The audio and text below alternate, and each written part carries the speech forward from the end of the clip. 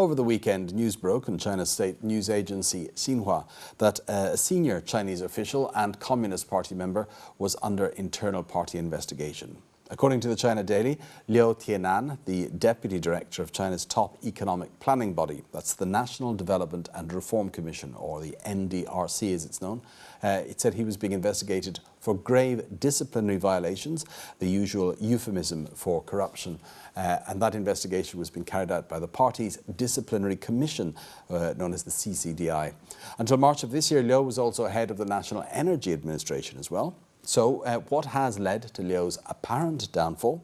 Well, in December of last year, Luo Changping, the deputy editor-in-chief of Caijing magazine, accused Liu of academic fraud, having connections with shady businessmen through payments to his family in return for organising loans and sending death threats to his former mistress.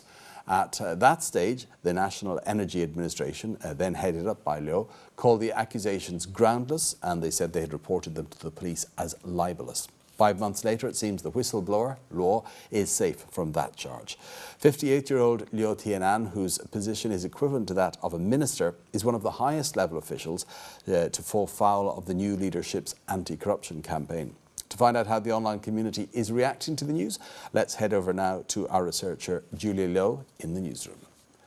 Now, Julia, the new leadership in China promised that both tigers and flies would be targeted to root out corruption. We've seen quite a few flies, as the low-level corrupt officials being outed online. Now, it looks like it's the turn of at least one of the tigers. What's being said about this? Well, firstly, I like to say that it seems Liu's investigation is being widely welcomed by netizens. And this comment from a poster in Shanxi is quite representative. It's what he deserves. These are the consequences of being a black sheep. This anonymous poster on iPhone.com views that the organization Liu worked in has its faults too. Well, the NDRC is far too powerful, especially its meddling in the energy sector like oil and coal. Well, without effective supervision, this kind of misconduct is just bound to happen. And the poster on Sohu.com sounds optimistic that finally anti-corruption efforts are more than just a lip service, saying, well, it shows the people's rights to supervision is not only written down in the legal text, it is practiced in real life. But another poster from Zhejiang wants a complete and open investigation. Well, there's a mixture of power, money, and sex at play here, well, with no moral bottom line. I want to see a thorough investigation and examination of the officials' assets by the disciplinary commission. That is an effective way to curb corruption. There are plenty of posters such as this one, Shiliang on QQ.com, who hopes this is just the start. Well, the central government must increase efforts to severely punish these rats in the party, whose behavior is dragging China down. Now, as I mentioned, this all stems from an online accusation, a journalist writing on his Weibo account, sort of like tweeting the accusations on Twitter. What's the reaction been to that, the way that this has come out?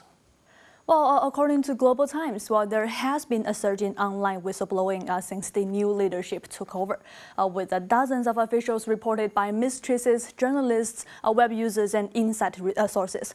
Well, although most of these were lower-level officials. And in this case, Luo is being widely praised of his conscience and courage.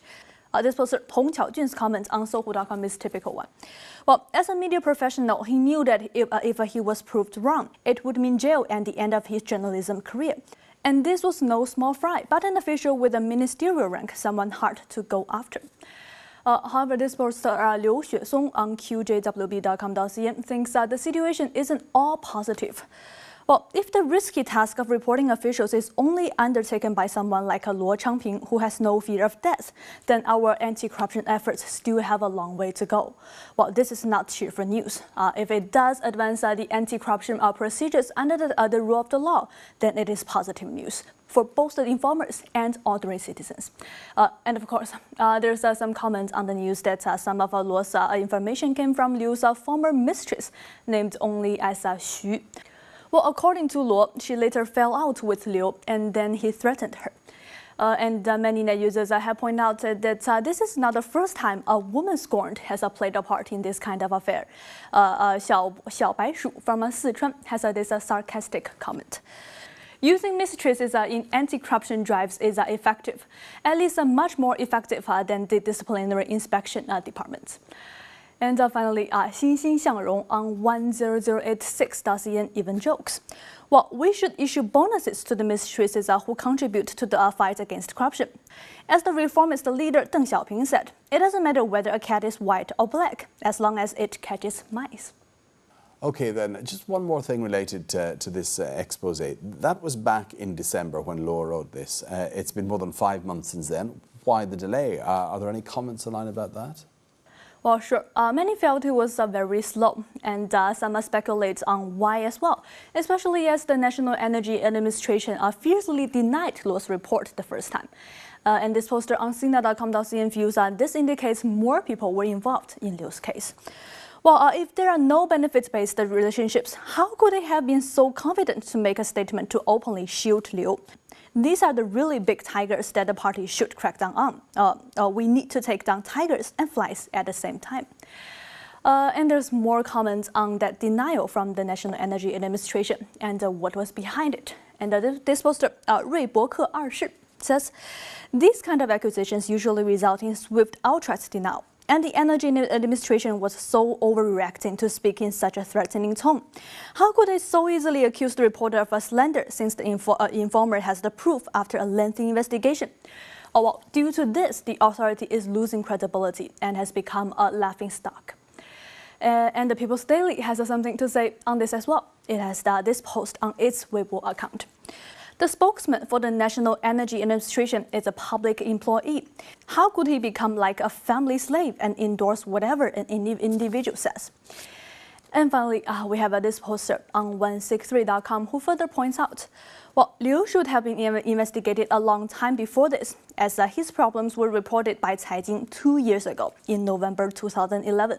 Well, this fact clearly indicates flaws in China's previous anti-corruption mechanism. Okay, thanks, Julia. And that was China Tech researcher Julia Liu with online reaction to the investigation by the Communist Party disciplinary institution or committee into Liu Tienan, the deputy chair of the National Development and Reform Commission, China's top economic planning body. Next up on China Tech, some of the top trending phrases on China's most popular search engines.